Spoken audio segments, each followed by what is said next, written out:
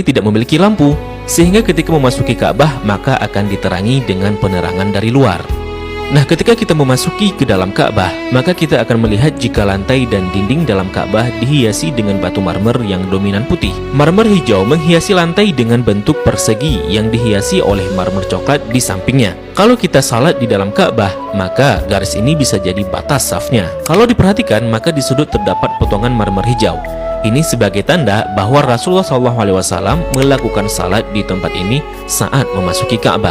Begitu juga di bagian pojok dan dindingnya dihiasi 1, 2, 3 marmer hijau. Di bagian atas juga terlihat ada beberapa buah saluran udara yang didesain sedemikian rupa. Jika kita mengadah ke langit, maka kita akan melihat jika langit-langit Ka'bah dihiasi dengan kiswah berwarna hijau. Jika diperhatikan, maka terdapat tulisan Ya Manan yang artinya Maha Pemberi. Kemudian di bawahnya sebelah kanan bertuliskan Ya Dzal Jalali yang artinya yang memiliki keagungan. Lalu di sampingnya bertuliskan Wal Ikrami yang artinya yang memiliki kemuliaan. Di bawahnya tertulis penggalan surah Al-Baqarah ayat 144 yang berbunyi Qad nara taqalluba wajhika fis samai falanuwalliyannaka qiblatan tardaha fawalli wajhaka syatral masjidil haram. Kemudian di tengahnya bertuliskan kalimat tauhid La ilaha illallah Muhammadur Rasulullah. Dilanjutkan di bawahnya bertuliskan surah Ali Imran ayat 96 dengan bunyi Inna awwala baitin wudi'a lin-nasi lalladzi bi Bakkata mubarakan wa hudan lil alamin. Kalimat ini tertulis berulang-ulang hingga memenuhi dinding atas dan langit-langit Ka'bah.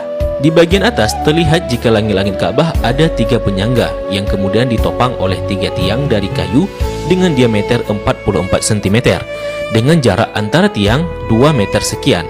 Tiang ini dihiasi dengan 6 hiasan cincin terbuat dari emas. Bagian bawah pondasi tiang berbentuk kotak yang besarnya dapat diduduki oleh orang dewasa. Orang yang pertama kali memasang tiang di dalam Ka'bah adalah Abdullah bin Zubair saat pertama kali memugar Ka'bah selepas wafatnya Rasulullah Sallallahu Alaihi Wasallam. Di bagian atas tergantung harta karun berupa kendi-kendi atau lentera kuno yang terbuat dari emas dan perak, merupakan hadiah dari pemimpin-pemimpin negeri Muslim pada masa lalu. Kalau ditanya kenapa kendi-kendi ini masih digantung, ini merupakan tradisi yang sudah ada sejak masa silam. Nah, di bawahnya, tepatnya di antara tiang, terlihat sebuah meja heksagonal berwarna putih dengan atasannya dihiasi marmer hijau. Memiliki kabinet penyimpanan dengan 2 pintu dan 4 engsel. Memiliki 2 pegangan. Ini berfungsi untuk menyimpan bukhur dan minyak wangi seperti kasturi, ember, gaharu, dan sebagainya yang nantinya digunakan untuk mencuci dan membersihkan Ka'bah. Dan ini merupakan wadah untuk menaruh wangian. 2 sisi dinding Ka'bah terdapat 1, 2, 3, 4, 5, 6, 7, 8, 9, 10 buah plakat yang tertempel di dinding Ka'bah dengan warna yang berbeda dan terbuat dari batu alam. Salah satu yang mencolok adalah plakat yang tepat berada di depan area Rasulullah salat.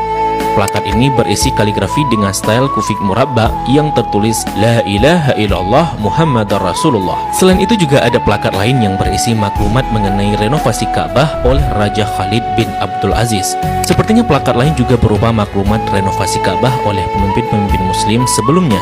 Di sampingnya terdapat sebuah pintu yang disebut pintu At-Taubah yang sepenuhnya dihiasi dengan emas murni. Di belakang pintu ini ada sebuah tangga yang mengakses ke atas Ka'bah. Dari atas dapat dilihat jika ada